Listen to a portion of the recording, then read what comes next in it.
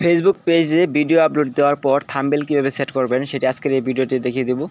তো ফেসবুক পেজে video upload করার পর প্রথমে আপনার যে কাজ করতে হবে, আপনার ফেসবুক অ্যাপটি ওপেন করতে হবে। জাস্ট এখানে আপনার পেজটি লগইন থাকতে হবে। তো ফেসবুক পেজটি ওপেন হওয়ার পর জাস্ট আপনি উপর দিকে দেখতে পারবেন যে একটি প্লাস আইকন আছে। জাস্ট এই প্লাস আইকনে এটা ক্লিক করবেন।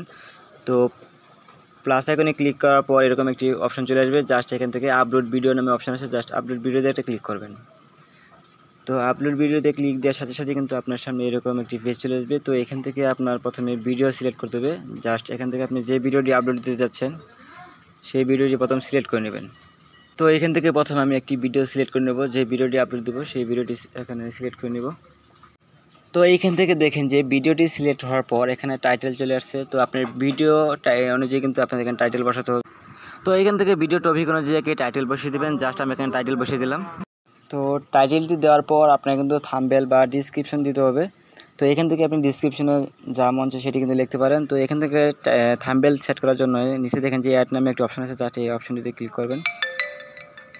তো অ্যাড অপশনটি ক্লিক করার পর এখান থেকে আপনি যে কোনো একটি থাম্বনেল, যে থাম্বনেলটি আপনি লাগাবেন সেই থাম্বনেলের উপরে একটা ক্লিক করবেন।